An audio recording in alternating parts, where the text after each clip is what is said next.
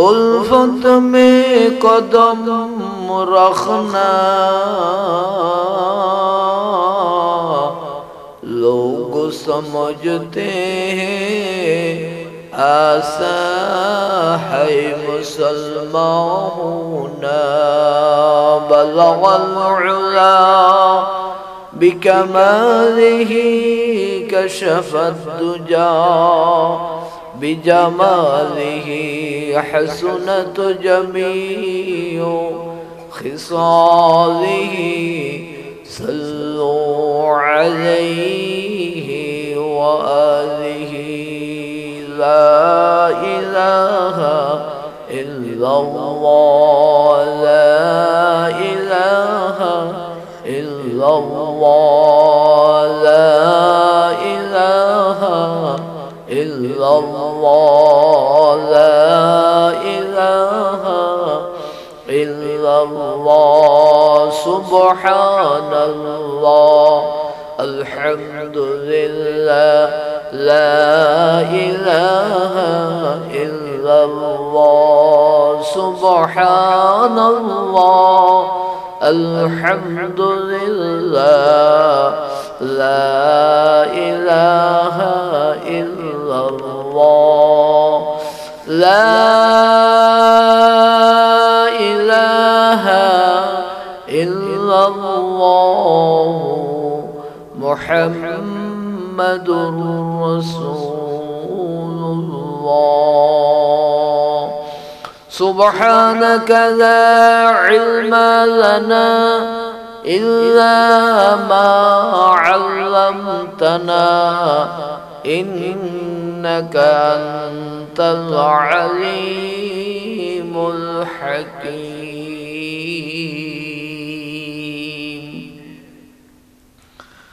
उपस्थित अशरफुर जनकल्याण संगठনের उद्যোগে आयोजित द्वितीय वार्षिक तफसीरुल कुरान महफिलेर सम्मानित सभापति जनाब आशिकुर रहमान साहेब आजकेर এই মাহফিলের सम्मानित उलमाए किराम मोहतरम मुरब्बियान इज़ाम बिरादरान इस्लाम पर्दार आड़ालेर सम्मानित मा ओ बोनेरा अल्लाह रब्बुल आलामीनेर महान दरबारे आमरा शुक्रिया आदाय करछि जे मनिब रब्बुल आलामीन आमादेरके एमन एकटी महती महफिले कुरानेर এই বাগানে বেহেশতের এই বাগানে বসার সুযোগ আল্লাহ তাআলা করে দিয়েছেন। এজন্য আমরা আমাদের মনিবের দরবারে কালিমাতুশ শুকর আদায় করছি আলহামদুলিল্লাহ। আজকের এই মাহফিলের নামকরণ তাফসীরুল কুরআন মাহফিল। সব জায়গায় আলহামদুলিল্লাহ কোরআনের তাফসীর হচ্ছে। এখানে দুটি শব্দের তিনটা শব্দের সমন্বয়ে তাফসীরুল কুরআন মাহফিল। তিনটা শব্দই আরবি শব্দ। তাফসীর এটাও আরবি, কুরআন এটাও আরবি, মাহফিল এটাও আরবি। তিন শব্দের মধ্যে দুই শব্দ আমাদের কাছে মনে হয় বাংলা। কোরআন এই শব্দটি আমাদের কাছে বাংলা মনে হয়। আমরা বাংলাভাষীরা কোরআনকে চিনি জানি। মাহফিল সর্বত্র হয়ে যাচ্ছে, এজন্য মাহফিলকেও আমরা বাংলা মনে করি। আসলে মাহফিল শব্দটাও বাংলা না, এটাও একটা আরবি শব্দ। মাহফিল হাফলা অনুষ্ঠান, অনুষ্ঠানের স্থানকে আরবিতে মাহফিল বলা হয়। যেখানে কোনো অনুষ্ঠান হয় ওই অনুষ্ঠানের স্থান যেটি, এটিকে কোরআন আরবি ভাষায় মাহফিল বলা হয়। সুতরাং মাহফিল শব্দটাও আরবি। কোরআন আমরা বাংলায়ও কোরআন বলি, আরবিতেও বলি, ইংরেজিতেও সেই কোরআনই বলে। সব ভাষাতেই কোরআন, এটা আরবি ভাষা থেকে স্থানান্তর করা। কোরআন বলতে আমরা আল্লাহর কিতাব, আল্লাহর নাযিলকৃত আখিরি কিতাব কোরআন মজিদ, ফুরকান হামিদ কে বুঝি। বাকি আরেকটি শব্দ রয়েছে তাফসীর। এই শব্দটাও আরবি যুগ পরিক্রমায় এই শব্দটি আমাদের কাছে পরিচিত হতে যাচ্ছে। এক সময় আমরা তাফসীর মাহফিল, সারা বাংলাদেশের নগণ্য কয়েকটি তাফসীর মাহফিল শুনতে পেতাম, যে তাফসীর মাহফিলে তাফসীর পেশ করতেন আল্লাহ তাআলার বান্দাগণ, যারা আজকে এই জমিন থেকে গিয়ে কবরের জগতে আলমে বারজাখে আল্লাহ তাআলা, আশা করি আল্লাহ তাআলার নিয়ামতের মধ্যে রয়েছে। বাংলাদেশের তাফসীর জগতের একটি উল্লেখযোগ্য নাম শহীদ আল্লামা দিলাওয়ার হোসেন সাইদির নাম অস্বীকার করার কোনো সুযোগ নেই। তো এই তাফসীর, কোরআনের তাফসীর, তাফসীর শব্দের অর্থ ব্যাখ্যা করা, শুধু অনুবাদ করা নয়, তাফসীরের ব্যাখ্যা করা। আল্লাহ তাআলা এই আয়াত দিয়ে, এই সূরা দিয়ে, এই শব্দ দিয়ে আল্লাহ কি বুঝাইতে চেয়েছেন, এই কথাটা উম্মতকে বিস্তারিতভাবে বলে দেওয়া, জানিয়ে দেওয়া, এটার নাম হচ্ছে তাফসীর। তো আল্লাহ তাআলার উদ্দেশ্য, আল্লাহর ভাব বুঝার মতো দুনিয়ার জমিনের মধ্যে সাধ্য তো কারো নাই। আল্লাহর কোরআনের তাফসীর কে করবে, কার সাধ্য আছে? আমি মনে করি দুনিয়ার জমিনের মধ্যে কারো সাধ্য নাই আল্লাহ তাআলার কোরআনের তাফসীর করা, যেহেতু আল্লাহ নিজেই তার কোরআনের তাফসীর করেছেন। কোরআনের একটা আয়াত আর একটা আয়াতের তাফসীর করে, ব্যাখ্যা করে, আল্লাহ নিজে করেছেন। যেমন আমরা সূরা ফাতিহার মধ্যে যদি তাকাই, আমরা প্রতিদিন তেলাওয়াত করি ইয়াকা না'বুদু ওয়া ইয়াকা নাস্তাঈন ইহদিনাস সিরাতাল মুস্তাকিম। আল্লাহর কাছে বলছি যে আল্লাহ আমাদেরকে সিরাতাল মুস্তাকিম, জান্নাতে যাওয়ার সহজ সরল পথ দেখান। তো এই সিরাতাল মুস্তাকিম এটা কোনটা? তো আল্লাহ তাআলা এই সিরাতাল মুস্তাকিমের তাফসীর করে দিচ্ছেন সিরাতাল লাযিনা আন'আমতা আলাইহিম।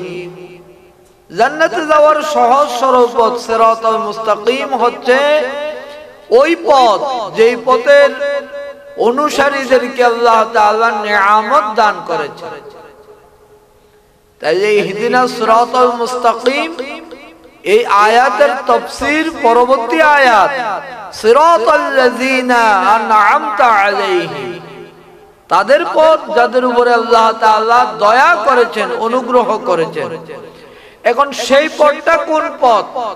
এই আয়াতেরও তাফসীর আল্লাহ আরেক আয়াতে করেছেন, সেটা কোনটা? ওয়া মাইয়ুতি'ল্লাহা ওয়া রাসূলাহু فأولئك مع الذين أنعم الله عليهم من النبيين والصديقين والشهداء والصالحين وحسن أولئك رفيق। আল্লাহ তাআলা কাদের উপরে নিয়ামত দান করেছেন, কাদের উপরে রহমত করেছেন, এদের বর্ণনা কোরআনের আরেক আয়াতে দিচ্ছেন আল্লাহ তাআলা। ফাউলাইকা মা'আল্লাযীনা আন'আমা আল্লাহু আলাইহিম, যাদের উপরে আল্লাহ তাআলা নিয়ামত দিয়েছেন তারা মিনান নাবিয়্যিন, নবীগণ, ওয়াস-সিদ্দীকিন, সিদ্দিকগণ, ওয়াশ-শুহাদা, যারা শাহাদাত বরণ করে, নিজের জীবন এলায়ে কালিমাতিল্লাহর জন্য যারা দান করে, এই শহীদগণ ওয়া সালিহিন এবং নেককারগণ, সালিহিনগণ, এই সমস্ত ব্যক্তিদের উপরে আল্লাহ তাআলা, এই গোষ্ঠীর উপরে আল্লাহ তাআলা নিয়ামত দান করেছেন। আর যাদেরকে আল্লাহ তাআলা নিয়ামত দিয়েছেন তাদের পথটাই হলো সিরাতুল মুস্তাকিম, ইহদিনাস সিরাতুল মুস্তাকিম। সুতরাং এতটুকু কথা বলতে চেয়েছিলাম যে কোরআনের এক আয়াত আর এক আয়াতের তাফসীর করে, তার মানে হলো আল্লাহ স্বয়ং নিজেই হলো তাফসীর কারক। ওয়া ইউফাসসিরু তাফসীরা, আল্লাহ নিজেই তাফসীর করেন। সুতরাং আল্লাহর তাফসীরের উপরে আর কোন তাফসীর থাকতে পারে না। এই পৃথিবীতে সবচেয়ে বিশুদ্ধ তাফসীর হলো, বিশুদ্ধ তাফসীর কারক হলো আল্লাহ, যিনাকে তাফসীর করার জন্য প্রেরণ করেছেন, কিতাবের দায়িত্ব দিয়ে আল্লাহ তাআলা প্রেরণ করেছেন আখেরি নবী, আমাদের প্রিয় নবী মুহাম্মদুর রাসূলুল্লাহ সাল্লাল্লাহু আলাইহি ওয়াসাল্লাম। নবীজি যে তাফসীর করেছেন এটি হলো একেবারে বিশুদ্ধতম তাফসীর। এজন্য কোরআনে কারীমের বিশুদ্ধ তাফসীর নাম হলো মুহাম্মদুর রাসূলুল্লাহ সাল্লাল্লাহু আলাইহি ওয়াসাল্লামের হাদিস। সুতরাং আল্লাহর কোরআনের সেই তাফসীর এখানে করা, এই একটা মাহফিল সাজানো হয়েছে, প্যান্ডেল করা হয়েছে, স্টেজ করা হয়েছে, এখানে কেউ আসবে কথা বলবে, কোরআন থেকেই বলবে, কিন্তু কোরআনের সঠিক তাফসীর করা কি সম্ভব হবে? যার দ্বারা কি কোরআনের তাফসীর করা সম্ভব হবে? এজন্য যারা করেছেন কোরআনের সঠিক তাফসীর, তাফসীর করার পরে সবাই স্বীকার করেছেন ওয়াল্লাহু আ'লামু বিস-সাওয়াব। আল্লাহ তাআলা কোরআনের এই আয়াত দ্বারা কি বুঝাইতে চেয়েছেন, আল্লাহ কি বলতে চেয়েছেন, এটার সঠিক মর্ম আল্লাহ তাআলাই ভালো জানেন। এজন্য কোরআনের তাফসীর করার না, বুঝার জন্য, কোরআনের তাফসীর পড়ার জন্য 16 প্রকারের ইলম দরকার। এমনি শুধু এই স্টেজের মধ্যে, চেয়ারের মধ্যে বসে গেলেই যে তাফসীর হয়ে যাবে, এই মুফাসসিরকে কিয়ামতের দিন হয়তো আল্লাহ তাআলা জিজ্ঞাসাও করতে পারেন, দড়িয়েও ফেলতে পারেন, মুফাসসির কোন ইলম নিয়ে তুমি তাফসীরের স্টেজে বসেছিলা, তাফসীরের চেয়ারে বসেছিলা, তাফসীর করেছিলা কোন ইলমের জোরে? 16 প্রকারের ইলমের সমন্বয় যদি কারো কাছে থাকে তাহলে তার দ্বারা কোরআনের তাফসীর করা জায়েজ। আল্লাহ জানে কতটুকু ইলম আমার মতো জাহেলের কাছে আছে। আল্লাহর কাছে মাপ চেয়ে নিচ্ছি, আল্লাহ এই নাফাক জবান দিয়ে আপনার কোরআনের এমন কোন ভুল কথা আল্লাহ যেন এই জবান দিয়ে বাহির না করে, যার কারণে আমি নিজেকেও কিয়ামতের দিন আল্লাহর আদালতে মুআখাযা হতে হয়, আল্লাহর আদালতে পাকড়াও হতে হয়, এবং আমার এই কথাগুলি শুনে উম্মাহ যেন, জাতি যেন গুমরাহ না হয়। আল্লাহ হেদায়েতের জন্য কিতাব নাযিল করেছেন, জাতি যেন হেদায়েতের খোঁজ পায়, আল্লাহর কাছে সে সাহায্য কামনা করেছি। সুতরাং সর্বপ্রথম আমি আমার অযোগ্যতা স্বীকার করে নিচ্ছি, কোরআনের তাফসীর করার মতো ইলম অন্ততপক্ষে আমার কাছে নাই। তারপরেও বসেছি, কর্তৃপক্ষের আহ্বানে সাড়া দিয়েছি, সেই লক্ষ্যে শুধু বরকতের জন্য আল্লাহর কালামের একটা সূরা নাহলের একটা ছোট্ট আয়াত তেলাওয়াত করেছি। এই আয়াতে আমি যতটুকু বুঝি, আল্লাহ তাআলার কোরআন বলেছেন আর নবী মুহাম্মদুর রাসূলুল্লাহ সাল্লাল্লাহু আলাইহি ওয়াসাল্লামের হাদিসে যা কিছু নবী বলেছেন সেই লক্ষ্যে, সে আলোকে কিছু কথা আপনাদের সামনে রাখবো বিতৌফিকিল্লাহিল মালিকিল আজিজিল আল্লাম ইনশাআল্লাহ তাআলা। সূরাতুন নাহল, আল্লাহ রাব্বুল আলামিন বলছেন মান আমিলা সালিহান মান আমিলা সালিহাম মিন যাকারিন আও উনসা ওয়া হুয়া মুমিন ফালানুহিয়ান্নাহু হায়াতান তাইয়্যিবা। আয়াতের সরল তরজমা শুনি, তারপরে আল্লাহ কি বুঝাইতে চাচ্ছেন এগুলি আমরা পরস্পর আলোচনার ভিত্তিতে জানার চেষ্টা করব।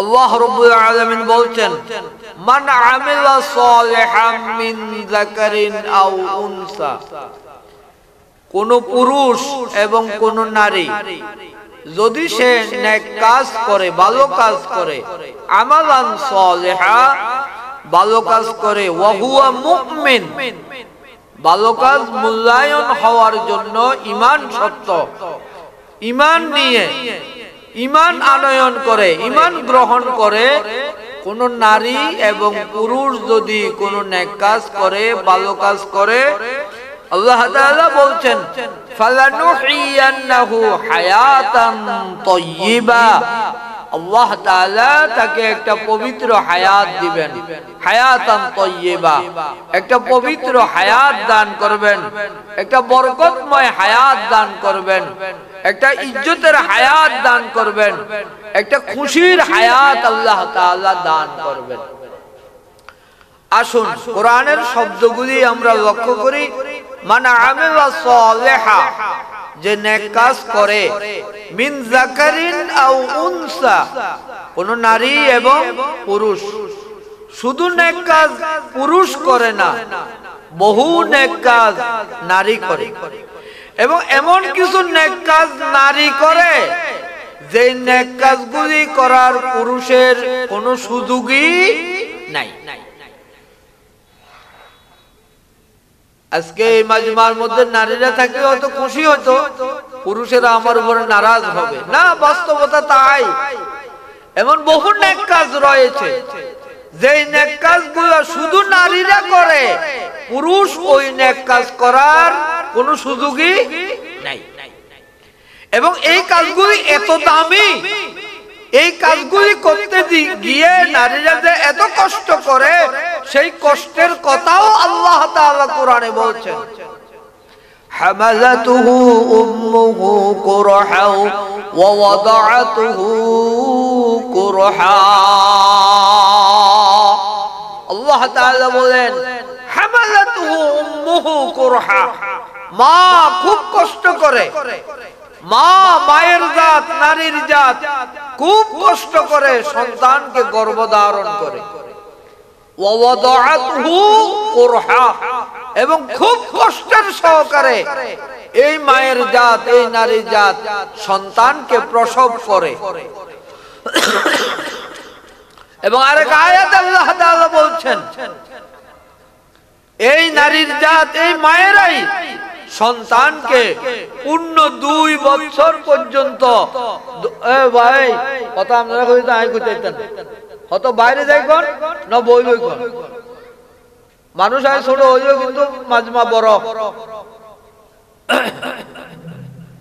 হামালাতুহু উম্মুহু কুরহা ওয়া ওয়াদাআতুহু কুরহা, মা খুব কষ্ট করে সন্তানকে 10 মাস পর্যন্ত গর্ভে ধারণ করে, ওয়া আরদাআত, এবং ওয়া ওয়াদাআত কুরহা, ওয়া ওয়াদাআত কুরহা, খুব কষ্ট করে সন্তানকে প্রসব করে, 2 বছর পর্যন্ত এই সন্তানকে মায়ের বুকের দুধ পালন করে।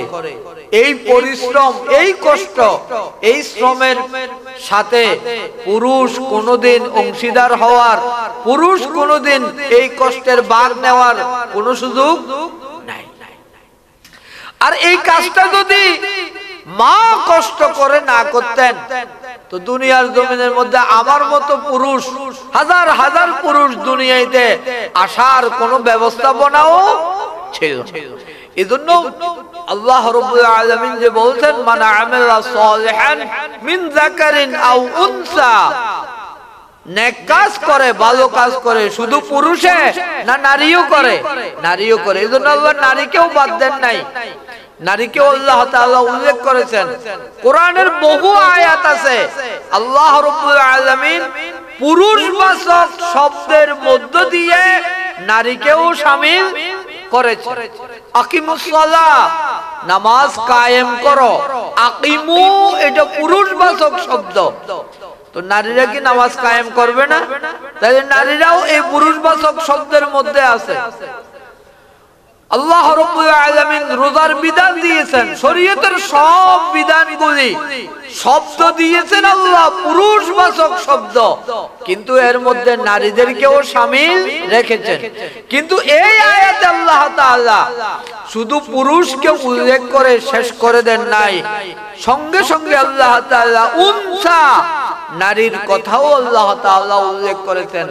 মান আমিলা সালিহাম মিন যাকারিন আও উনসা, কোন নারী এবং পুরুষ যদি নেক কাজ করে, সৎ কাজ করে, ভালো কাজ করে,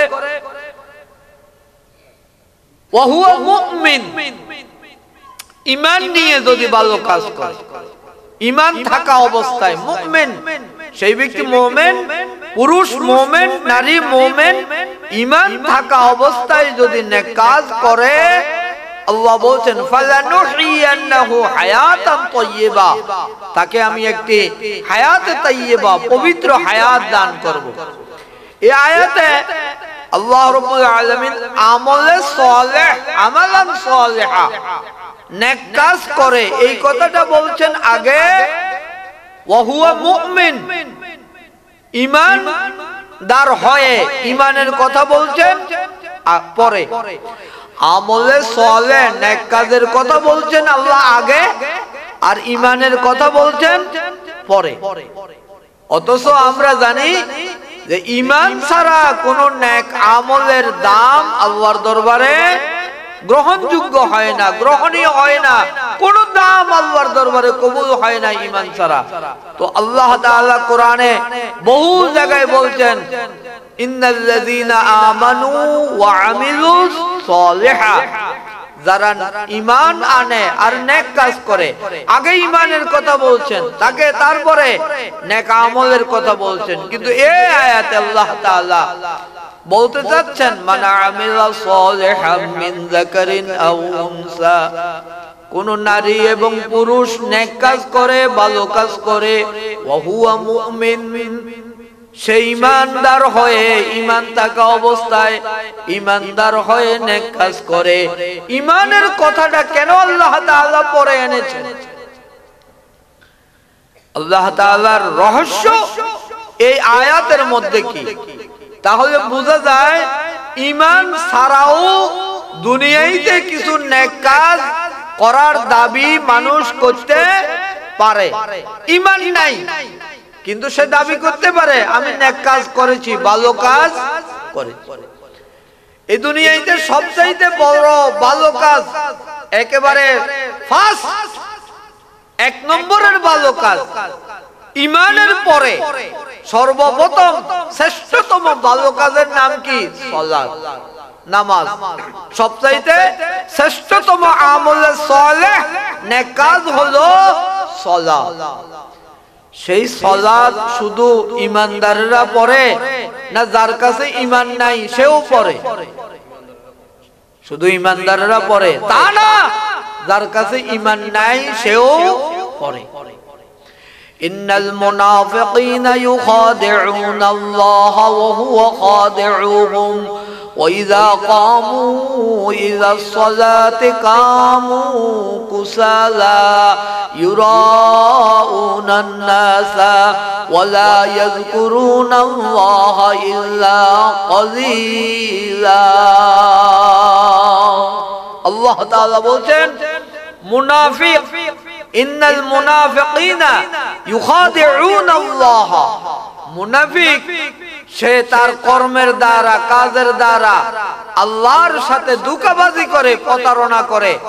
আসলে আল্লাহর সাথে ধোঁকাবাজি করা তো সম্ভব নয়। ওয়া হুয়া খাদিউহুম, মূলত সে নিজেই ধোঁকার মধ্যে পতিত হয়, নিজেই ধোঁকার শিকার হয়। কিভাবে আল্লাহর সাথে ধোঁকাবাজি করে, প্রতারণা করে?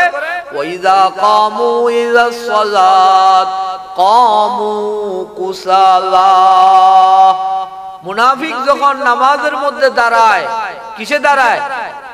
কথা বলেন না, কিসে দাঁড়ায়? মুনাফিক তাইলে কি পড়ে নামাজ এই আয়াতে তাইলে মুনাফিকের ব্যাপারে ফতোয়া কি মুনাফিকের ব্যাপারে ফতোয়া কি মুনাফিক মুমিন না কাফের কাফের মুনাফিক মুমিন না কাফের তাইলে মুনাফিক কাফের হয়েও কি পড়ে নামাজ পড়ে শুধু মুসলমান ঈমানদার নামাজ পড়ে তা না মুনাফিকেও وَإِذَا قَامُوا إِلَى الصَّلَاةِ قَامُوا كُسَالَى يُرَاءُونَ النَّاسَ وَلَا يَذْكُرُونَ اللَّهَ إِلَّا قَلِيلًا ঈমানদার নামাজ পড়ে আল্লাহকে দেখানোর জন্য আর মুনাফিক নামাজ পড়ে ইউরাউনান নাসা মানুষকে দেখানোর জন্য নিজেকে নামাজি ধোঁকাবাজি করার জন্য নামাজের সাথে এরকম শত শত মুনাফিক মুহাম্মদুর রাসূলুল্লাহ সাল্লাল্লাহু আলাইহি ওয়াসাল্লামের যুগেও ছিল যারা মুহাম্মদুর রাসূলুল্লাহর ইমামতিতে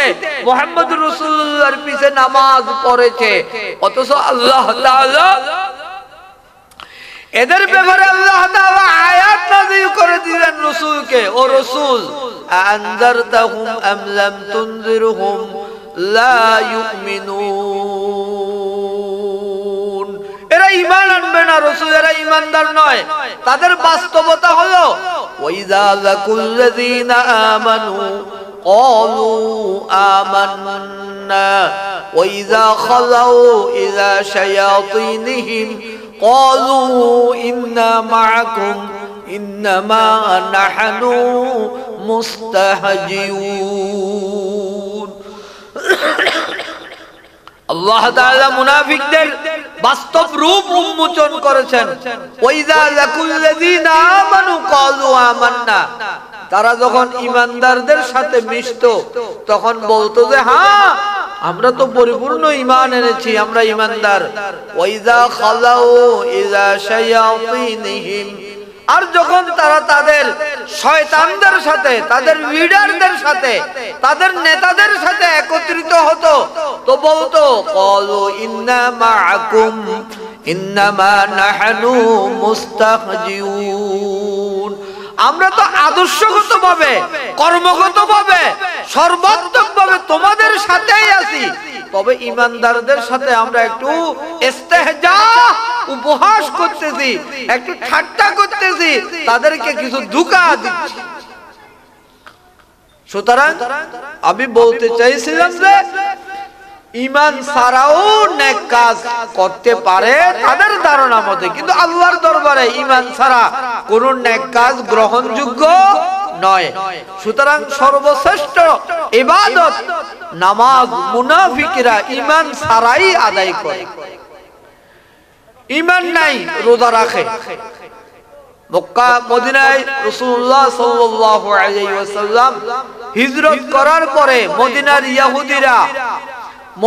ইহুদিরা আশুরার দিন রোজা রাখে মদিনার ইহুদিরা আশুরার দিন রোজা রাখে আল্লাহর নবী সাহাবীরা বলে ইয়া রাসূলুল্লাহ আমরা আশুরার দিন রোজা রাখি মদিনার ইহুদিরাও আশুরার দিন রোজা রাখে আমাদের রোজা তাদের সাথে মিলে যাচ্ছে আল্লাহর নবী ঘোষণা দিলেন আগামী বছর যদি আল্লাহ তাআলা হায়াত দান করে তাহলে আমি আরেকটি রোজা রাখব قال النبي صلى الله عليه وسلم صوموا عاشوراء وخالفوا اليهود والنصارى صوموا قبله يوما أو بعده يوما أو كما قال النبي عليه الصلاة والسلام নবীজি বলছেন সুমু আশুরা তোমরা আশুরার রোজা রাখো ওয়া খালিফুল ইয়াহুদা ইহুদিদের বিরুদ্ধাচরণ করো কিভাবে সুমু ক্বাবলাহু ইয়াওমান আও বা'দাহু ইয়াওমান তোমরা আশুরার আগের দিন অথবা আশুরার পরের দিন আরেকটা রোজা রাখো আশুরা কোন মাসে আশুরা কোন মাসে হ্যাঁ আলহামদুলিল্লাহ আশুরা হলো মুহররমের 10 তারিখ সম্মানিত দিন এজন্য আল্লাহর নবী সাল্লাল্লাহু আলাইহি ওয়াসাল্লাম এই দিনের সম্মানে আশুরার 10 তারিখ রোজা রাখতেন তো মদিনার ইহুদিরাও রোজা রাখতো ইহুদিরা মুসলিম না কাফের কথা কোন না, ইহুদিরা মুসলিম না কাফের? ইহুদিরা মুমিন না কাফের? কাফের। তাই কাফেররাও কি রাখে? রোজা রাখে। আমরাও রোজা রাখি। আমাদের রোজা আমলে সালেহ, যেহেতু আমরা ঈমান রাখি। আর কাফেরদের রোজা এটা আমলে সালেহ নয়। কি কারণে? তাদের মধ্যে ঈমান নাই। আমরাও হজ করি, এটা আমাদের ইসলামের বড় একটা ইবাদত, আমলে সালেহ। ইহুদিরাও হজ করে, ইহুদিরাও হজ করে। তারা আল্লাহর কাবা তাওয়াফ করে। তাওয়াফ করে যে তাদের ভাব, তাদের গাম্ভীর্য আরো উন্নত। কেমন? আমরা হজ করি ইহরাম পরিধান করে। ইহরাম পরিধান করে একটা কাপড় পরি, আরেকটা কাপড় গায়ে দিই। এই দুটা ইহরামের কাপড় পরে আমরা বাইতুল্লাহ তাওয়াফ করি। ইহুদিরা তাওয়াফ করে, বাইতুল্লাহ তাওয়াফ করে, হজ আদায় করে। তারা ইহরাম পরে না, একবারে উলঙ্গ। তাদের এটা, তাদের ধারণা মতে কত বড় তাকওয়া তাদের দেখেন। তারা বলে যে ইহরামের কাপড় আমি বললাম, এই ইহরামের কাপড়ের মধ্যে হারামের টাকা থাকতে পারে, হারাম মিশ্রিত হইতে পারে। হারাম মিশ্রিত এই ইহরামের কাপড় দিয়ে আল্লাহর পবিত্র কাবা তাওয়াফ করা আমার পক্ষে সম্ভব নয়। এজন্য তারা আরো তাকওয়া বাড়াইয়া আল্লাহ যে শরীর দিয়েছে ওই শরীর নিয়ে তারা তাওয়াফ করে। এই তাওয়াফ আল্লাহর দরবারে গ্রহণযোগ্য না। কারণ কি? নাই কি? ঈমান নাই। নাই কি? ঈমান নাই। ঈমান ছাড়াই তারা আমলে সালেহ করে। তারা যাকাত দেয়, যাকাত যাকাত দেয়। বর্তমানেও ইহুদিরা যাকাত দেয়। আমাদের দেশে একটা সংস্থা আছে, রেড ক্রিসেন্ট সোসাইটি। এই বন্যার সময় অনেক ত্রাণ, অনেক সহযোগিতা রেড ক্রিসেন্ট সোসাইটির মাধ্যমে এসেছে। এটা কোন সংস্থা জানা আছে আপনাদের? সবগুলো হলো ইহুদিদের যাকাতের টাকা। সবগুলো হলো ইহুদিদের, তাদের সম্পদের যে যাকাত দেয় সেই যাকাতের টাকা রেড ক্রিসেন্ট সোসাইটির মাধ্যমে আমাদের দেশেও সেই টাকাগুলো আসে। তাই শুধু আমরা যাকাত দিই না, ইহুদিরা যাকাত দেয়? ইহুদিরা যাকাত দেয়। ইহুদিরা মুমিন না কাফের? ইহুদিরা মুমিন না কাফের? কাফের। আমরা বড় ইবাদত করি আল্লাহর জন্য, ৮০,০০০ টাকা খরচ করে কুরবানি করে, গরু জবাই করে। ইন্না সলাতি ওয়া নুসুকি ওয়া মাহইয়ায়া ওয়া মামাতি লিল্লাহি রাব্বিল আলামিন। আমার নামাজ, ওয়া নুসুকি আমার কুরবানি, ওয়া মাহইয়ায়া আমার বেঁচে থাকা, ওয়া মামাতি আমার মৃত্যুবরণ করা, সব লিল্লাহি রাব্বিল আলামিন, সব আল্লাহর জন্য। সুতরাং আমরা কুরবানি করি কার জন্য? আল্লাহর জন্য।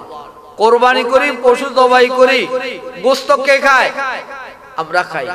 গোশত কে খায়? আল্লাহ আমাদেরকে খাওয়ার জন্য সুযোগ দিয়েছেন। ইহুদিরাও কুরবানি করত। তাদের কুরবানির আমাদের থেকে বাস্তব দৃষ্টিতে আরো তাকওয়া বেশি। কেমন? তারা কুরবানি করে একটা টুকরা গোশতও নিজেরা খায় না, সব কুরবানি করে বাইতুল্লাহ শরীফের মধ্যে গোশতগুলি জমা রাখতো। আল্লাহ আপনার জন্য কুরবানি করছি, গোশত আমরা খাবো না, গোশত আপনি খান, সব আপনারে দিয়ে দিলাম। এরকম ত্যাগ কি আমরা কখনো স্বীকার করেছি? এরকম ত্যাগ কি দেখাইছি? আল্লাহ কুরবানি আপনার জন্য করেছি, গোশতও আপনারে দিয়ে দিলাম, কোনদিন করেছি না। বরং গরিবরে মাহরুম করি, আত্মীয় স্বজনের মাহরুম করি। ফ্রিজ দরকার হলে ইজ্ঞা, আর ইজ্ঞা কুরবানির আগের দিন ডিপ ফ্রিজ আনি জমা করেছি। আর অথচ তাদের আকীদা হলো কুরবানি আল্লাহর জন্য করেছি, আর গোশতও কে খাবে? আল্লাহ খাবে। আল্লাহ আয়াত নাযিল করে দিলেন, লা ইয়ানালাল্লাহু মিনাল ইবাদি লুহুমুহা ওয়ালা দিমাউহা ওয়ালাকিন ইয়ানালুত তাকওয়া মিনকুম। ও দুনিয়ার মানুষ, তোমাদের কুরবানির পশুর হাড্ডি আর গোশত আল্লাহর দরবারে পৌঁছে না, রক্ত যায় না, বরং এই কুরবানির দ্বারা আল্লাহ তাআলা তোমাদের কলব পরীক্ষা করতে চায়। এই কলবের মধ্যে কতটুকু ঈমান আছে। ওয়া কলবুহু মুতমাইন্নুম বিল ঈমান, তোমার কলব কি ঈমান দ্বারা পরিপূর্ণ কিনা, আল্লাহর উপরে বিশ্বাস তোমার কলবে পরিপূর্ণ আছে কিনা, এটাই আল্লাহ তাআলা কুরবানির মাধ্যমে তোমাকে পরীক্ষা করতে চায়। এজন্য কুরবানি আমার জন্য করো, গোশত তুমি নিজে খাও। কুলু ওয়াদাখিরু, কুলু ওয়াদাখিরু, শুধু আজকে খাও না, আগামী 1 বছরের জন্য ফ্রিজে জমা করো। জমা করে এটা না জায়েজ না, জায়েজ গোটা বছর খান। তবে হ্যাঁ, মিসকিনকে কোন অবস্থায় মাহরুম করা যাবে না। এটা জিয়াফতে ইলাহি, আল্লাহর জিয়াফত। আল্লাহ এই কুরবানির পশুর গোশতের মধ্যে মিসকিনের জন্য একটা হক আল্লাহ তাআলা নির্ধারণ করে দিয়েছে। হাজিরিন, বলতেছিলাম সুতরাং নেক কাজ আল্লাহর দরবারে মূল্যায়ন হওয়ার জন্য শর্ত কি? ঈমান। এজন্য আল্লাহ তাআলা ঈমানের কথাটাকে পরে উল্লেখ করে দিয়েছেন। তুমি যত নেক আমল মনে করবা, তুমি যত নেক কাজ তোমার জীবনে সাজাইবা, একটা নেক কাজও আল্লাহর দরবারে গ্রহণযোগ্য হবে না যতক্ষণ পর্যন্ত তোমার ভিতরে ঈমান না থাকে। এই কথা বোঝানোর জন্য আল্লাহ ওয়াহুয়া মুমিন এই কথাটাকে আল্লাহ আয়াতের পরে এনেছেন। মান আমিলা সালিহাম মিন যাকারিন আও উনসা, কোন নারী এবং পুরুষ যদি নেক কাজ করে, ভালো কাজ করে, সওয়াবের কাজ করে, কোন অবস্থায় ওয়াহুয়া মুমিন, ঈমান থাকতে হবে, ঈমান থাকতে হবে। এখন ঈমান কি? ঈমান হলো আল্লাহ তাআলার উলুহিয়ত, তাওহীদের উপরে, একত্ববাদের উপরে খাস করে একেবারে নিরেটভাবে, বিশুদ্ধভাবে আল্লাহ তাআলাকে বিশ্বাস করা। আর আল্লাহ যে নবী প্রেরণ করেছেন সেই নবীর রিসালাতকে অকপটে বিশ্বস্ততার সাথে গ্রহণ করে নেওয়া, এটাই হচ্ছে ঈমান। সেই ঈমান আনার জন্য, ঈমান আনয়ন করার আগে আরেকটা জিনিস আমাদের করতে হবে। সেই কাজটা কি? আচ্ছা, আমি ঈমান আনলাম, ঈমান আমার কোথায় আছে? ঈমান আমাদের কোথায় থাকে? আমি যে একজন ঈমানদার, একজন লোক, আমরা 2 জন লোক চললাম মনে করেন, একটা হিন্দু আর একটা মুসলিম। হিন্দুর মুখে দাড়ি নাই, হিন্দুর মাথায় টুপি নাই, হিন্দুর গায়ে পাঞ্জাবি নাই, এটা আমাদের স্বাভাবিক জানা কথা, স্বাভাবিক পরিচয়। আর একজন মুমিন মুসলমান যে দাবি করে, তার মাথায় টুপি থাকবে, তার মুখে দাড়ি থাকবে, তার পরনে লম্বা জামা। ঈমান কি এতটুকু পার্থক্য করার নাম ঈমান? ঈমান দাড়িতে থাকে না, ঈমান টুপিতে থাকে না, ঈমান পাগড়িতে থাকে না, ঈমান পাঞ্জাবির ভিতরেও থাকে না। দাড়িতে যদি ঈমান থাকতো তো আমাদের রবীন্দ্রনাথ ঠাকুর দাদা, উনি তো বড় ঈমানদার হয়ে যাইতেন। দাড়ি আছে কি আসিল না? আছে।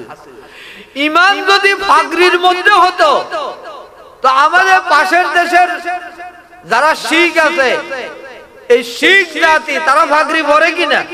পরে। তাই তাদেরকে কি পরিমাণ ঈমানদার বলবেন? বলা যাবে না। কারণ কি? ঈমান নাই। তাহলে ঈমান থাকে কোথায়? ঈমান দাড়িতেও না, ঈমান টুপিতেও না, পাগড়িতেও না, জুব্বায়ও না। ঈমান থাকে কোথায়? আল্লাহ তাআলা ঈমানের একটি বিশেষ জায়গা নির্ধারণ করে দিয়েছেন। ওয়া কলবুহু মুতমাইন্নুম বিল ঈমান। ঈমানের জায়গা হলো অন্তরে, ঈমানের জায়গা হলো কলবে। এজন্য সাহাবায়ে কেরাম রিদওয়ানুল্লাহি তাআলা আলাইহিম আজমাইন, রাসূলুল্লাহর সাহাবী যারা ছিলেন, আল্লাহর জমিনে নবীদের পরে সর্বশ্রেষ্ঠ মানুষ যারা ছিলেন ওই সাহাবীদের পরিচয় আল্লাহ তাআলা কোরআনের এক আয়াতে দিচ্ছেন, ওয়ালাকিন্না হাব্বাবা ইলাইহিমুল ঈমানা ওয়া যায়্যানাহু ফি কুলুবিহিম ওয়া কাররাহা ইলাইহিমুল কুফরা ওয়াল ফুসুকা ওয়াল ইসিয়ান। সাহাবীদের আলোচনা আল্লাহ তাআলা করেছেন। আল্লাহর নবীর সাহাবী তারা কেমন ছিলেন?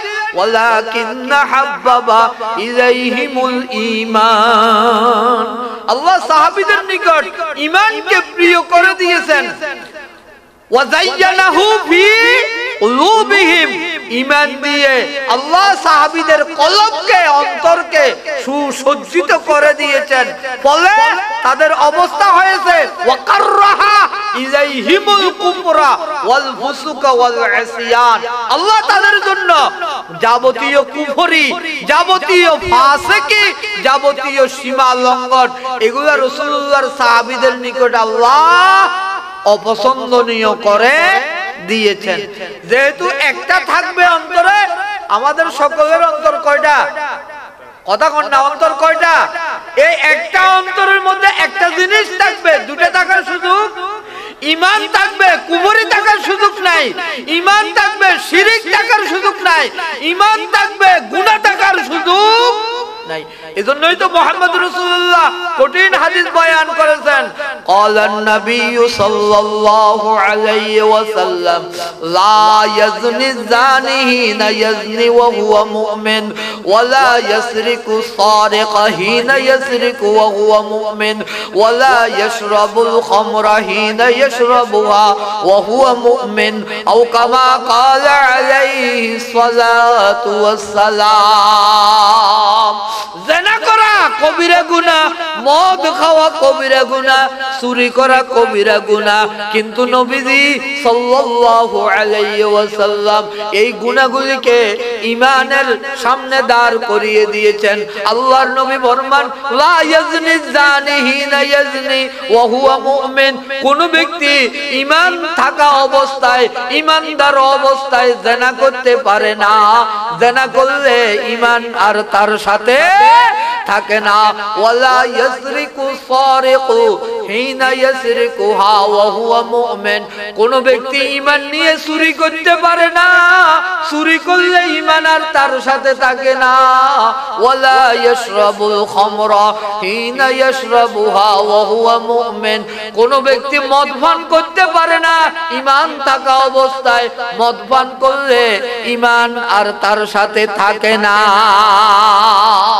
এজন্য এই গুনাহগুলি করার পরে খালিসভাবে তাওবাতুন নসুহা করা ওয়াজিব হয়ে যায়। ঈমানকে তাসদীক করা ব্যক্তির উপরে ওয়াজিব হয়ে যায়। তাই ঈমানদার ঈমান থাকা অবস্থায় জিনা করতে পারবে না, জিনা করলে ঈমান থাকে না। কোন চোর চুরি করতে পারবে না, চুরি করলে ঈমান আর থাকবে না। এবার চোর তো চিনা দরকার, চোর চিনা দরকার। চোর কোন চোর চিনেন আপনারা? এ তার উত্তর দিবাই রাতে 2টার সময় উঠছে সরগোল কিতে হইছে, এত গরুইয়া নিচে গই কনে, কথা কয় না, এত গরুইয়া নিচে গই কনে, আরো জোরে কন, এত গরুইয়া কনে নিচে। চোর, চোরে গরু নে, চোরে ছাগল নে, চোরে আরো কিছু নে। আচ্ছা ধরেন এই আশরাফপুর এই 1 নম্বর ইউনিয়নে আপনাদের জানা মতে একটা গরু আছে, একেবারে হাই রেটের, দাম কত হইতে পারে? 2 লাখ। গরুর দাম কত? 2 লাখ টাকার এই একটা গরু মালিকের না জানাই নিয়ে গেছে। এদের পরিচয় কি? এদের পরিচয় কি? চোর। আরো জোরে কর না, এদের পরিচয় কি? আল্লাহ। এই চোরে দূরাই, ওরে বাবুরে হবে গতন বাড়ি গইছে গৃহস্থ টের খাই খন্দা কুড়ে যা আছে ব্যাগ গিয়ে এদের ইংরেজি দৌড়ে কলাক টাকার জিনিস চুরি করছে। 2 লাখ টাকার জিনিস গৃহস্থর অগোচরে নেওয়ার কারণে তার উপাধি কি হয়ে গেছে? ও জাতি দুর্ভাগ্য তোমাদের জন্য 2 লাখ টাকার সম্পদ তোমাকে না জানাইয়া নিয়ে গেছে, তাকে তুমি চোর উপাধি দিলা। তোমার দেশের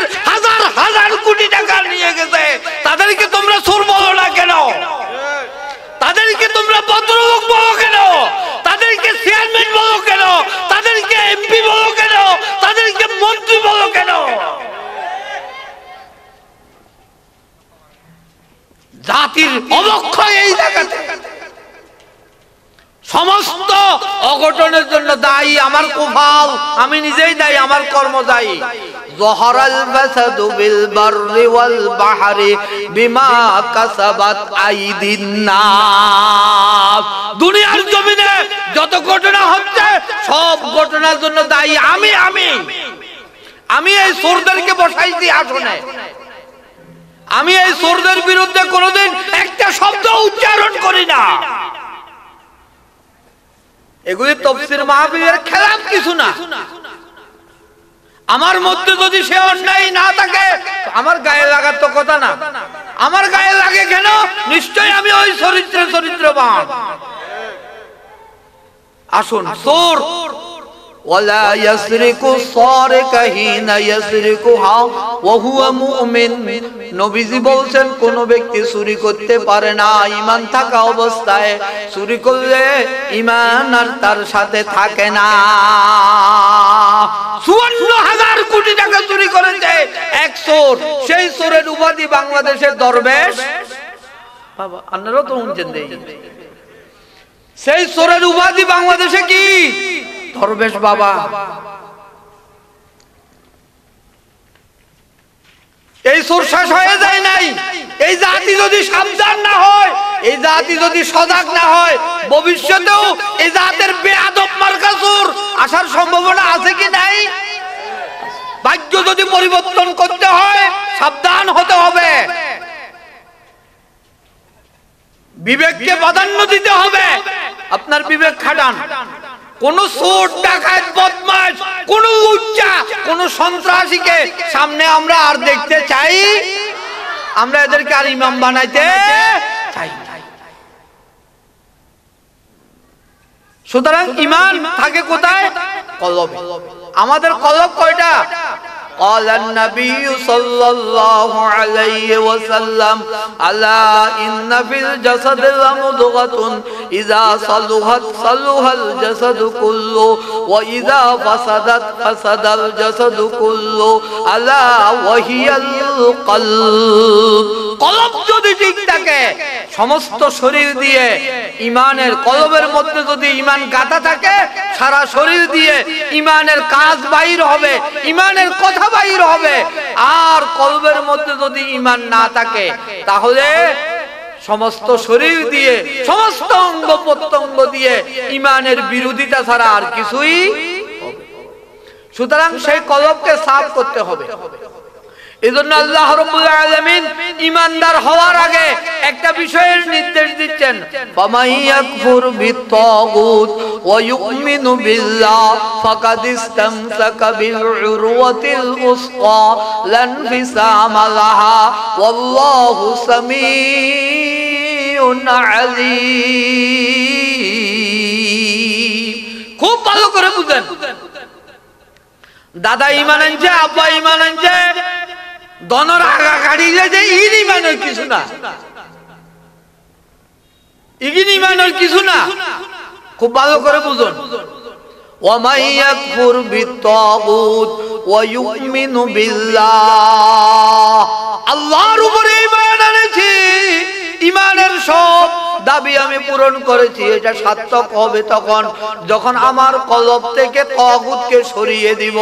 ওয়া মাইয়াকফুর বিত্তাগুত, যারা তাগুতের ব্যাপারে কুফরি করে, তাগুতকে অস্বীকার করে। কাকে অস্বীকার করে?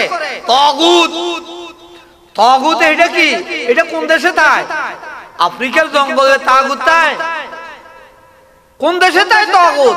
তাগুত প্রত্যেক ঘরে ঘরে আছে, সমস্ত জায়গার মধ্যে তাগুত বসে আছে। এই তাগুতকে সরানোর জন্যই সংস্কার প্রয়োজন। বাংলাদেশে এখন কি চলছে আল্লাহ জানে, কতদূরই হয় সংস্কার। খিদা আমাদের যত বেশি, এই খিদা চড়ে সংস্কার এত বেশি ওই মনে হয় না। সুতরাং তাগুত চিনতে হবে। ফামাইয়াকফুর বিত্তাগুত ওয়া ইউমিনু বিল্লাহ, তাগুতকে যারা অস্বীকার করবে। তাগুতের সময় কত?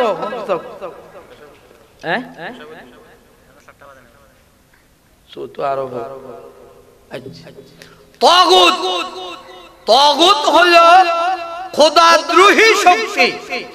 তাওহীদ আর রিসালাতের সামনে যেই বাধা এসে দাঁড়ায় সেই বাধাটাকেই বলা হয় তাগুত। তাওহীদ আর রিসালাতের সামনে যেই বাধা এসে দাঁড়ায় সেই বাধাটাকে বলা হয় তাগুত। তাওহীদ আর রিসালাত কায়েম করার জন্য আল্লাহ নবী রাসূল প্রেরণ করেছিলেন। সেই নবীদের মধ্যে একজন নবী হলেন সাইয়্যিদনা হযরতে মূসা আলাইহিস সালাতু ওয়াস সালাম। মূসা আলাইহিস সালামের রিসালাতের সামনে সবচাইতে বড় প্রতিবন্ধক, মূসার বিরুদ্ধে আক্রমণ করেছে, হামলা করেছে, ষড়যন্ত্র করেছে এক বিরাট শক্তি। সেই শক্তির নাম কি? ফেরাউন। সেই শক্তির নাম কি? ফেরাউন। সেই শক্তির নাম কি? আল্লাহ তাআলা কোরআনের এক আয়াতে ডাইরেক্ট ফেরাউনকে কি বলেছেন? তাগুত।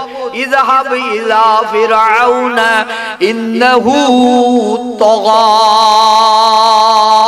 মূসাকে আল্লাহ বলতেন, ও মূসা ইযহাব ইলা ফিরআউনা, আপনি ফেরাউনের কাছে যান, ফেরাউনের কাছে যান। ফেরাউনকে ইন্নাহু তাগা, সে তাগুত। একেবারে আকবরে আল্লাহ তাগুত দেখাইয়ে দিলেন কোরআনের আয়াত দিয়ে। তাগুতকে? ফেরাউন। তাগুতকে? এটা মূসার আমলে তাগুত, মুহাম্মদ রাসূলুল্লাহর আমলে তাগুত ছিল কি ছিল না? বিরাট এক তাগুতের নাম হলো আবু জাহেল। বিরাট এক তাগুতের নাম হলো আবু লাহাব। মুহাম্মদ রাসূলুল্লাহর রিসালাত এখন আছে না চলে গেছে? আছে। যতদিন দুনিয়া থাকবে ততদিন মুহাম্মদ রাসূলুল্লাহর রিসালাতও থাকবে। মুহাম্মদ রাসূলুল্লাহর জীবিত অবস্থায় রাসূলুল্লাহর রিসালাতের সামনে প্রতিপক্ষ ছিল আবু জাহল আর আবু লাহাব। এই যুগেও মুহাম্মদ রাসূলুল্লাহর সেই বিধানের, সেই দ্বীনের বিরুদ্ধে অবস্থান গ্রহণকারী শক্তি আছে কি নাই? সে কোন দলের, কোন জাতের, কোন বংশের, এটা নাম নেওয়ার দরকার নাই, এটা একটা শক্তি। সুতরাং এই যুগেও সে তাগুত আছে কি নাই? আল্লাযীনা আমানু ইউকাতিলুনা ফি সাবিলিল্লাহ ওয়াল্লাযীনা কাফারু ইউকাতিলুনা ফি সাবিলিত তাগুত ফাকাতিলু আউলিয়া الشيطان إن كيد الشيطان كان ضعيفا الله أكبر মান الذين آمنوا يقاتلون في سبيل الله জমিনের মধ্যে অতীতেও ছিল, বর্তমানেও আছে, কিয়ামত পর্যন্ত একটা দল, একটা গোষ্ঠী, একটা সম্প্রদায় থাকবে, তারা আল্লাহর জমিনে আল্লাহর দ্বীনের পথে লড়াই। অপরপক্ষে ওয়াল্লাযীনা কাফারু ইউকাতিলুনা ফি সাবিলিত তাগুত, আর যারা কাফের তারা তাগুতের পথে লড়াই করবে, সংগ্রাম করবে। ও আল্লাহর বান্দারা, আপনাদের অবস্থা কি? আল্লাহ বলছেন ফাকাতিলু আউলিয়া শাইতান, শয়তানের সমস্ত বন্ধুদের, অভিভাবকদের বিরুদ্ধে তোমরা লড়াইয়ে অটল থাকো। ইন্না কাইদাশ শাইতানে কানা দাঈফা, শয়তানের ষড়যন্ত্র চক্রান্ত খুব সবল না দুর্বল? শয়তানের ষড়যন্ত্র করেছিল 41 সাল পর্যন্ত থাকবে, সূর্য পশ্চিম আকাশে উঠার আগ পর্যন্ত থাকবে। আল্লাহ কয় না, সিদ্ধান্ত আমারটা থাকবে। ওয়ামাকারু ওয়ামাকারাল্লাহ ওয়ামাকারু ওয়ামাকারাল্লাহ ওয়াল্লাহু খায়রুল মাকিরিন ওয়ামাকারু মাকরান ওয়ামাকারনা মাকরান ফানজুরু কাইফা কানা আকিবাতু মাকরিহিম আন্না দাম্মারনাল কওমা ওয়ান নাস আজমাইন। আল্লাহ কয় জমিনের মধ্যে আমি আসার দিয়েছি। দেখো, ষড়যন্ত্র যারা করেছিল সেই ষড়যন্ত্রকারীদেরকে জমিনের মধ্যে আমি আসার দিয়েছি, গোড়া গোষ্ঠীর আল্লাহ আসার দিয়েছি। 1400 বছর আগে আল্লাহ তাআলা বলছেন, আতার বাস্তবতা ইসরাফিলের সিংহের ফুৎকার পর্যন্ত যুগে যুগে আল্লাহর এই জমিনে সবগুলি ঘটবে। সাবধান মুসলমান, ঈমান বিক্রি করা 10 টাকার বিনিময়ে 100 টাকার বিনিময়ে সার বিনিময়ে কোন ভাইয়ের মহব্বতে নানার মহব্বতে দাদার মহব্বতে ঈমানকে বিক্রি করা যাবে ওয়াল্লাযীনা আমানু আশাদ্দু হুব্বাল লিল্লাহ একজন ঈমানদারের নিকট আল্লাহ তাআলার মহব্বত সবচাইতে প্রিয় হবে সুতরাং তাগুতকে কলব থেকে সাফ করেন এরপরে ঈমান আনয়ন করেন আপনি তাগুতও রাখবেন ঈমানও থাকবে কোন গান একটাও থাকবে না হয়তো তাগুতের পথে যান রাস্তা খোলা অথবা খালেস ভাবে তাগুতকে বাদ দিয়ে ঈমানের পথে আসেন এটাই আপনার কল্যাণ যেই দিকে যান চূড়ান্ত ভাবে যান দুই দিক থাকার কোনো সুযোগ নৌকা একজনের নৌকা কখনো উঠতে পারে এখানে দুই নৌকা পা দিয়ে তো অবস্থা কি হবে এটা আপনাদের জানা সুতরাং খালেস ভাবে ঈমানদার হতে হবে তাগুতের পক্ষ অবলম্বন করা যাবে না এজন্য আল্লাহ তাআলা মান আমিলা সালিহাম মিন যাকারিন আও উনসা ওয়া হুয়া মুমিন ফালানুহিয়ান্নাহু হায়াতান তাইয়্যিবা আল্লাহ বলছেন কোন নারী পুরুষ যদি ঈমান নিয়ে নেক কাজ করে তো আল্লাহ তাআলা বলছেন তাকে একটা হায়াতান তাইয়্যিবা পবিত্র হায়াত দিবেন পবিত্র হায়াত আমরা বলি যে হায়াত হায়াতের বিপরীত কি মউত হায়াত একটা কিছু কিছু জিনিস একটা আরেকটা অনেকগুলো জিনিস একটা আরেকটার বিপরীত আছে রাতের বিপরীত কি আলোর বিপরীত কি হায়াতের বিপরীত মউত হায়াতের বিপরীত এটা কতটুকু যুক্তিসঙ্গত আমি জানি না হায়াতের বিপরীত মউত কিনা আমাদের এই দুনিয়ায় যতদিন আমি বাঁচি থাকি এটাকে আমরা হায়াত বলি এটাকে আমরা হায়াত বলি আর যখন এই দুনিয়ার সবকিছু শেষ হয়ে যায় চক্ষু বন্ধ হয়ে যায় নাক কান সবকিছু অচেতন হয়ে যায় আর কিছু না চলে এটাকে আমরা কি বলি তাই আগে হায়াত তারপরে আর আল্লাহ কি কয় আল্লাযী খালাকাল মাউতা ওয়াল হায়াতা লিয়াবলুয়াকুম আইয়ুকুম আহসানু আমালা ওয়া হুয়াল আজিজুল গফুর আমরা জানি যে আর হায়াত আগে তারপরে মউত আল্লাহ কয় না আগে মউত আল্লাযী খালাকাল মাউতা ওয়াল হায়াতা আল্লাহ আগে মউত সৃষ্টি করেছেন তারপরে হায়াত সৃষ্টি করেছেন এখানে মউত দ্বারা কোনটাকে বোঝানো হয়েছে হায়াত দ্বারা কোনটাকে বোঝানো হয়েছে বহু তাফসীর আছে আমি বুঝে নিয়েছি হায়াত দ্বারা আমার বাস্তব মউত দ্বারা আমার যে বাস্তব মউত ওই মউতকে বোঝানো হয়েছে আর হায়াত পরের দ্বারা অনন্ত অসীম আখিরাতের হায়াতকে বোঝানো হয়েছে দুনিয়ার হায়াতের শুরু আছে শেষও আছে আখিরাতের হায়াতের চিরস্থায়ী হায়াতের শুরু আছে কিন্তু শেষ ওই অনন্ত হায়াতকে আল্লাহ তাআলা হায়াত বুঝিয়েছেন আর মউত দ্বারা এই দুনিয়ার মউতকে বুঝিয়েছেন আল্লাহ বুঝিয়ে দিয়েছেন ও মানুষ যত কিছুই করো না কেন তুমি বাঁচতে পারবে না তুমি আগাইতে পারবে না ইযা জাআজালুহা লা ইস্তাখিরুনা সাআতাও ওয়া লা ইস্তাকদিমুন যখন তোমার মউতের ঘন্টা বেজে যাবে মউতের সময় এসে যাবে তোমাকে আর সামনে একটা মুহূর্তের জন্য আগাইতে দেওয়া হবে না এজন্য মউত দ্বারা আল্লাহ এই মউত বুঝাইছেন আর হায়াত দ্বারা অনন্ত অসীম হায়াত এই আয়াত আল্লাহ তাআলা বলছেন যারা ঈমান নিয়ে নেক কাজ করে আল্লাহ তাদেরকে একটা পবিত্র হায়াত দিবেন পবিত্র হায়াত ওই হায়াতটা কেমন হবে ওই হায়াতে বরকত হবে ওই হায়াতে শান্তি হবে ওই হায়াতের মধ্যে কোনো অশান্তি থাকবে না অশান্তি থাকবে না এখন দুনিয়ার মধ্যে যারা ঈমানদার মুমিন এরা 16 আনা শান্তিতে আছে না অশান্তিও আছে কিছু না অশান্তি 1% ও নাই মুমিন দুনিয়াতে কোনোদিন কোনো অশান্তি মুমিনের দ্বারে কাছেও আসতে পারে না মুমিনের হায়াতের সাথে অশান্তি শব্দ যুক্ত হইতেই পারে না আপনি কি অশান্তি মনে করেন আপনি মনে করছেন তো অশান্তি এটা আপনাকে রিমান্ডে নিছে এটা আপনার অশান্তি আপনি মনে করছেন যে আপনি কয়েকদিন যাবত অনাহারে আছেন খানা পিনা নাই এটা আপনার অশান্তি এগুলোকে অশান্তি বলে না মুমিনের এগুলো মুমিনের অশান্তি না এগুলো মুমিন বিষয় মনে করে না। শান্তি আর অশান্তি দেওয়ার মালিক কে?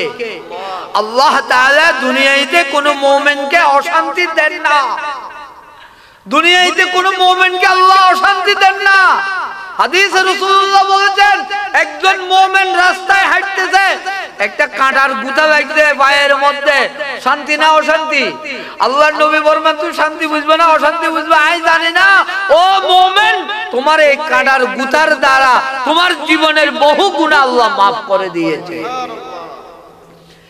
মুমিনের জীবনে অশান্তি বলতে কিছু, ولا تهينوا ولا تحزنوا وأنتم الأعلون إن كنتم مؤمنين ولا تهينوا ولا تحزنوا তোমাদের কোনো চিন্তা নাই, তোমাদের কোনো ইহানত নাই, তিরস্কার নাই।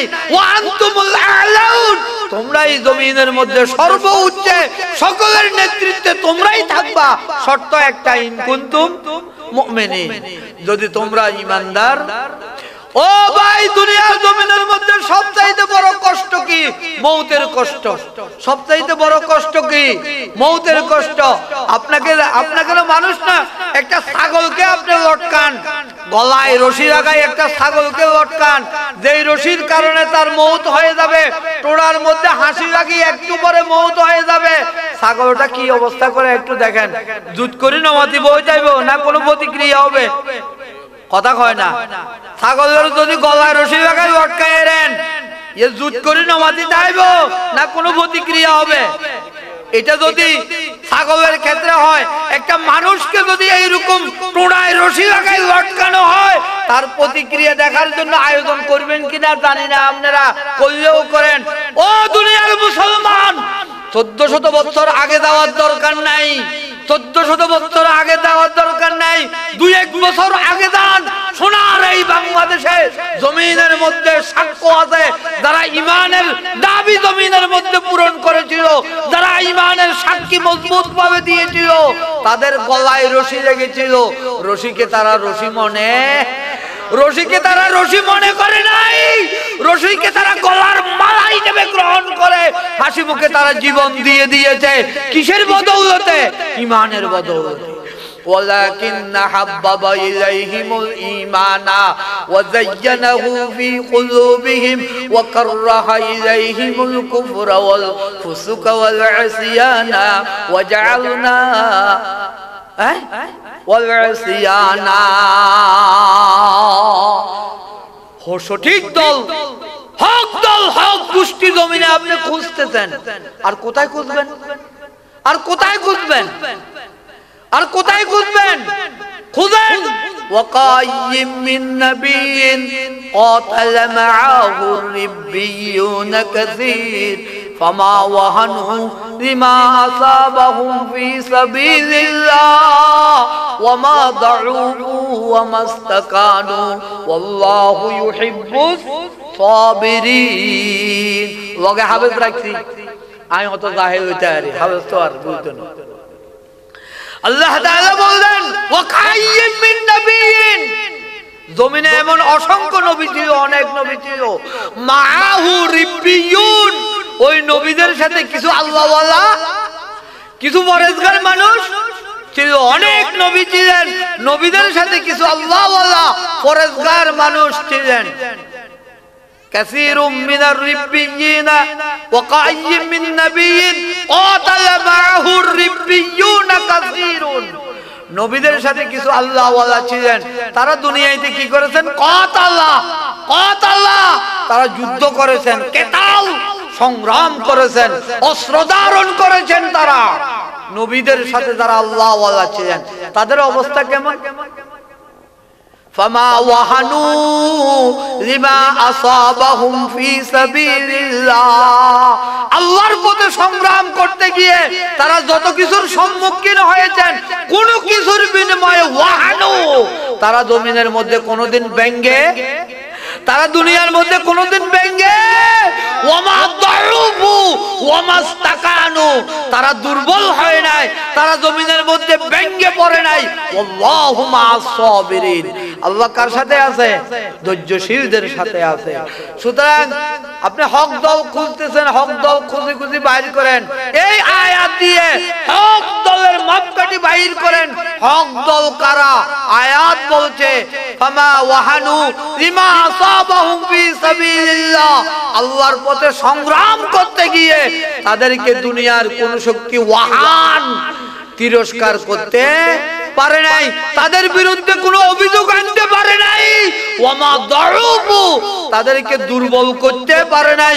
ওয়ামাস্তাকানু, তাদেরকে ব্যঙ্গে টুকরা টুকরা করতে পারে নাই। এরাই হচ্ছে দুনিয়ার জমিনের মধ্যে নবীওয়ালা দল, এরাই হচ্ছে দুনিয়ার মধ্যে আসহাবে রাসূলুল্লাহ, রাসূলের অনুসারীদের দল হচ্ছে তা।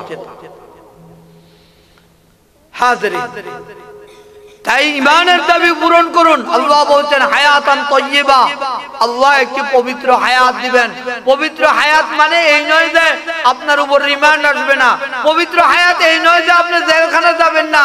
পবিত্র হায়াত এই নয় যে আপনি মার খাবেন না। হ্যাঁ, আপনি মার খাবেন। সব নবীরা মার খেয়েছে, সব আল্লাহ ওয়ালারা মার খেয়েছে, সব ইমামেরা জমিনের মধ্যে মার খেয়েছে। মার খাইতে হায়াতান তাইয়্যিবা। আর কত কি দাম কত না কোন দেই?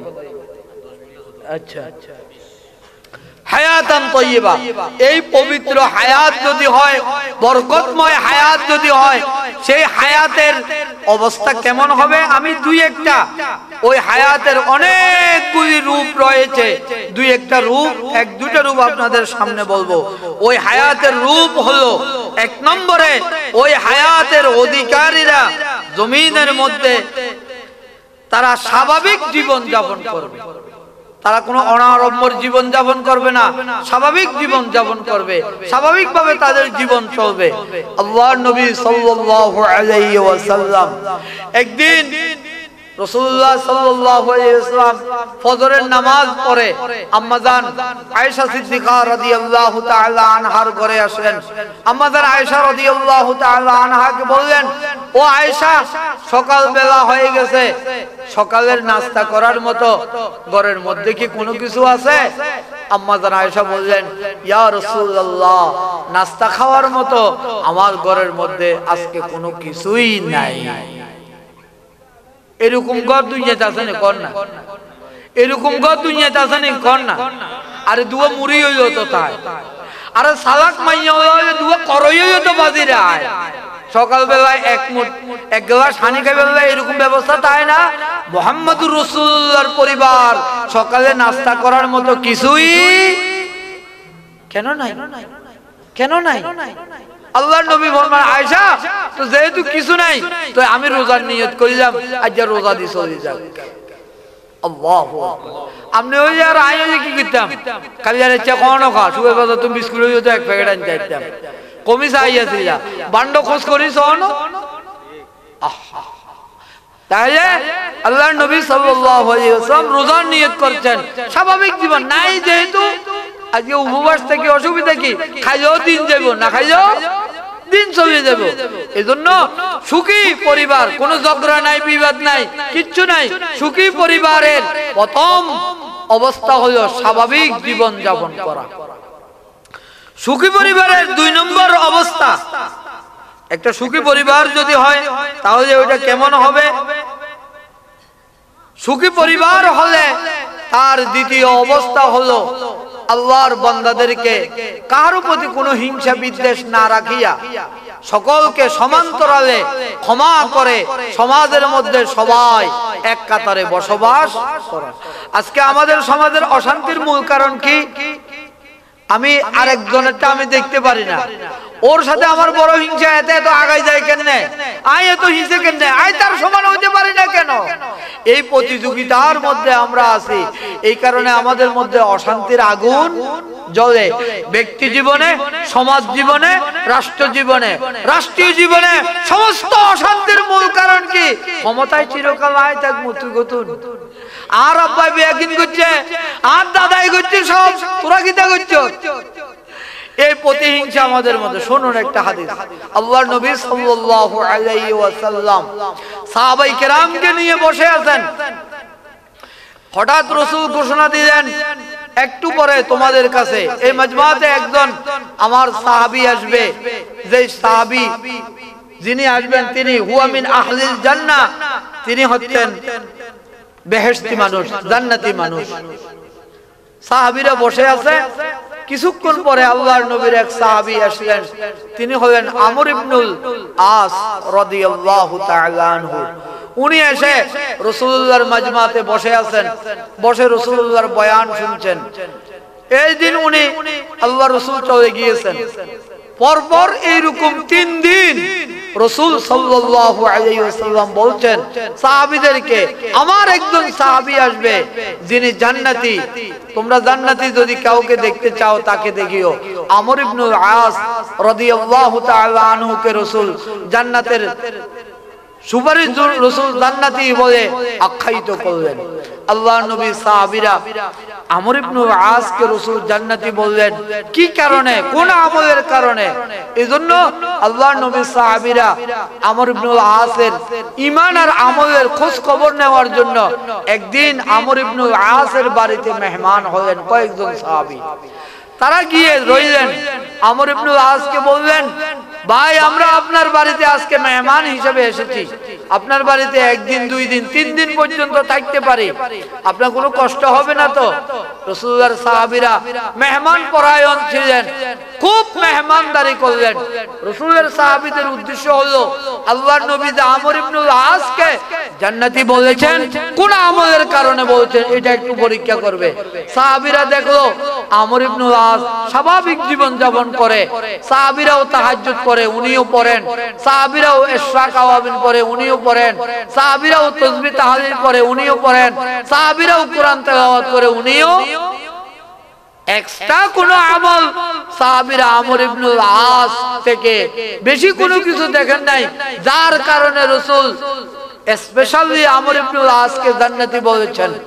অবশেষে সাহাবীরা আমর ইবনুল আসকে বলল, ভাই মূলত আপনার ঘরে এসেছি আমরা গরুর গোশত আর বেড়ার গোশত আর মহিষের গোশত খাওয়ার জন্য নয়, বরং আল্লাহর রাসূল আপনাকে জান্নাতি সাহাবী হিসেবে খেতাব দিয়েছেন। কি আমলের কারণে আপনি জান্নাতি সাহাবী হয়ে গেছেন আমাদেরকে একটু বর্ণনা করেন, শুনান। আমরা আজকে 3 দিন রইলাম, আপনার ভিতর তো এমন কোন বিশেষ কিছু আমরা দেখতে পেলাম না। আমর ইবনুল আস বলছে, ভাইরা কি আমলের কথা আপনারা সচক্ষে যা দেখেছেন তাই আমার আমল। তবে আমি মনে করি আমি আল্লাহর নবীর একটা হাদিসকে লালন করি। প্রতিদিন আমি যখন সারাদিন কাজ শেষ করে রাত্রি বেলায় ঘুমাইতে যাই, তখন আমি আত্মসমালোচনা করি আজকে আমি কি করেছি কি করি নাই, আমার মনে কারোর জন্য হিংসা বিদ্বেষ আছে কিনা আমি একটু পরীক্ষা করি। ঘুমানোর আগে আমি কারোর জন্য আমার অন্তরে কোনো হিংসা রাখি না, আমি সবাইকে ক্ষমা করে দিই। হয়তোবা এর উসিলায় আল্লাহর নবী আমার ব্যাপারে এই সুসংবাদ দিয়েছেন। সুতরাং হিংসাবিহীন জীবন যাপন করা, এটাই হচ্ছে মুমিনের লক্ষ্য, জান্নাতীদের লক্ষ্য। আল্লাহর নবী সাল্লাল্লাহু আলাইহি ওয়াসাল্লাম হাদিসের মধ্যে ইরশাদ করেছেন, আল্লাহর নবী সাল্লাল্লাহু আলাইহি ওয়াসাল্লাম হাদিসের মধ্যে ইরশাদ করেছেন, হযরত আনাস রাদিয়াল্লাহু তাআলা আনহু হাদিসের নবী, হাদিসের রাবী আনাস বলেন, ক্বালান নবী সাল্লাল্লাহু আলাইহি ওয়াসাল্লাম, ইয়া বুনাইয়া ইন কদারতা আন তুসবিহা আও তুমসিয়া ওয়া লাইসা ফি কলবিকা গিশুন লিআহাদিন ফাফআল ইয়া বুনাইয়া ওয়া যালিকা মিন সুন্নতি।